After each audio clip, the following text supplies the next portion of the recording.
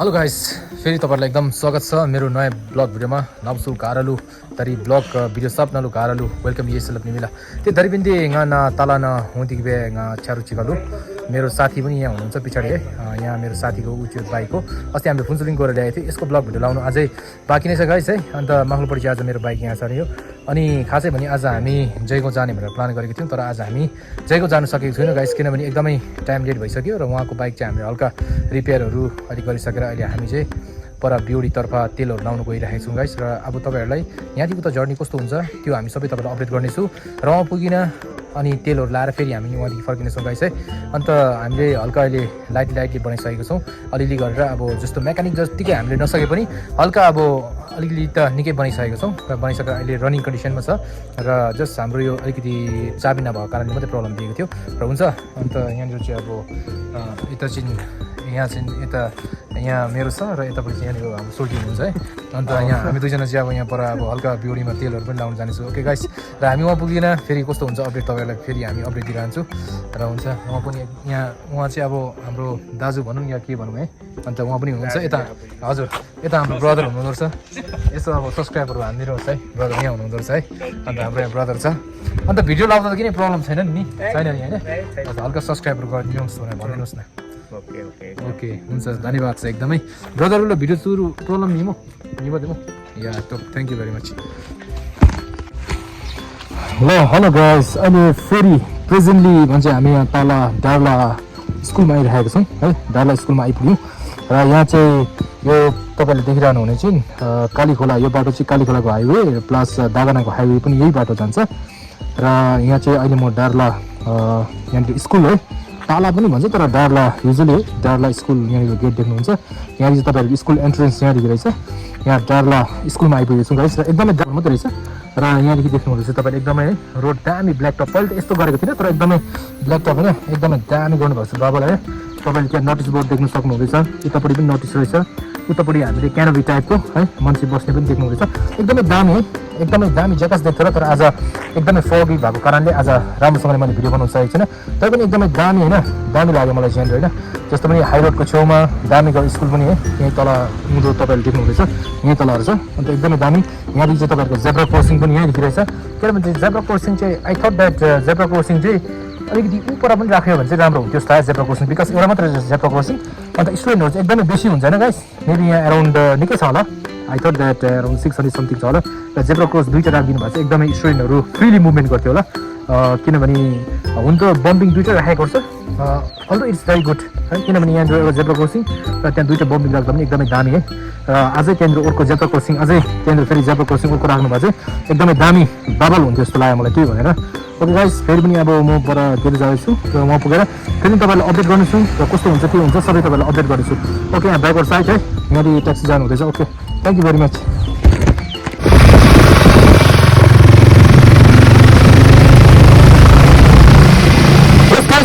होइन फेरि पनि हामी यहाँ दादादेखि फेरि गिरितर्फ गइरहेको छौँ है, गिरितर्फ।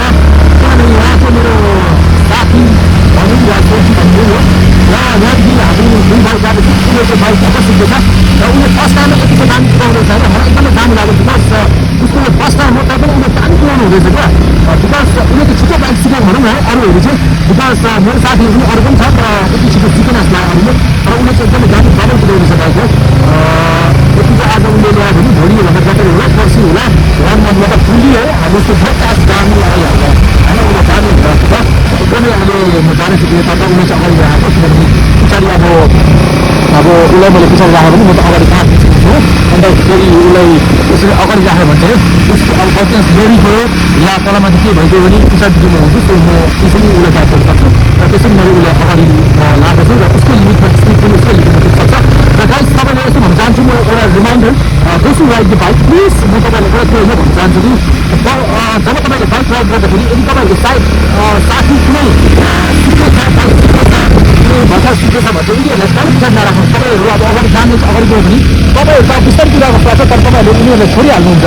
र जब अब होइन तपाईँहरूले उनीहरूलाई छोड्दाखेरि कस्तो फिल हुन्छ भने है साथीहरू तपाईँले अब शिक्षा गरेको साथीहरूलाई पछाडि परिराख्यो तपाईँले अगाडि तपाईँले छोडेर गयो भने के हुन्छ भने त्यो पछाडि बस्ने चाहिँ अब ला छोडेछ भने स्पिड कुदाउनु हुँदा चाहिँ accident usually that is the big reason the accident is happening if anyone in your group who is trying to learn the motorcycle, so please always guide them and always put them in front of you so that they will ride very slowly. Okay, guys, never put them in a back line. Okay, so at the time this case usually the accident occur. Okay.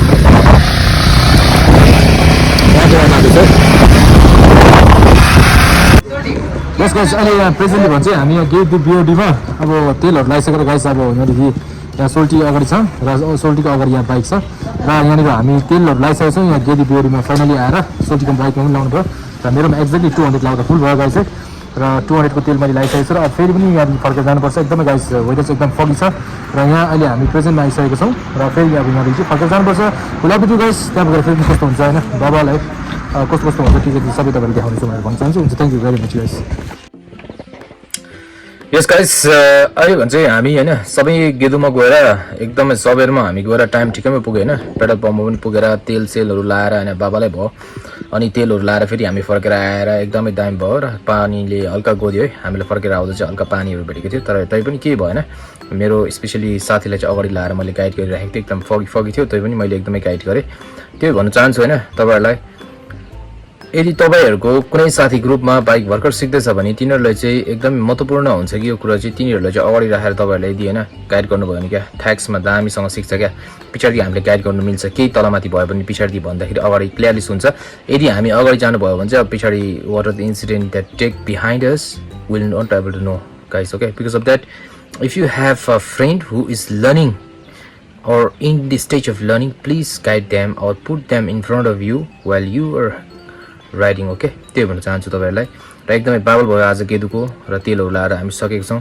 र finally video वहीँ बनाउनु भनेको थियो एकदमै clear काटसँगले मजाले दामी बनाउनु भनेको थियो तर अलिकति फगी भएको कारणले अलिकति पानी आइरहेको कारणले क्यामेराहरू सेक होइन त्यही अब क्यामेरा ह्यान्डल गर्ने मान्छे पनि थिएन किनभने मेरो साथी अगाडि हिँड्नुपर्छ त्यही भएर अब बाइकमा कसरी बनाउनु इट्स मेरोमा अहिले ट्राइपड स्ट्यान्डहरू छन् त छ तैपनि अब त्यो 360 क्यामेराहरू भन्ने कुरा छैन है अन्त त्यो भएको कारणले चाहिँ राम्रोसँगले भिडियो सुट पनि गर्नु पाएन यसरी नै हो अब हामी बिगिनर्स हो एन्ड फर्स्ट होइन यसरी नै अब भिडियो सुट गर्दै जाउँला अब पछाडि अब राम्रोसँगले भयो भने यदि ब्लग भिडियोले राम्रोसँगले भइदियो भने I can through my YouTube income है अहिले त इन्कम गरेको छैन तैपनि अब थ्रु माई युट्युब इन्कम म राम्रो भिडियोहरू तपाईँहरूको माझमा लिएर आउन सक्छु होला त्यही भन्न चाहन्छु म है अनि तपाईँहरूले अहिलेसम्म सपोर्ट गरिरहनु भएको छ सबैले त्यसको लागि एकदमै थ्याङ्क यू भेरी मच भन्न चाहन्छु तपाईँहरूको सपोर्ट है यसरी नै सधैँभरि सपोर्ट गरिरहनुहोस् भनेर तपाईँहरूलाई भन्न चाहन्छु र thank you guys one and all आजको काम कुरोदेखि लिएर आजको राइड एकदमै दामी भएको छ it's my first ride with that of the newly rider my friend okay thank you very much will see you in next blog video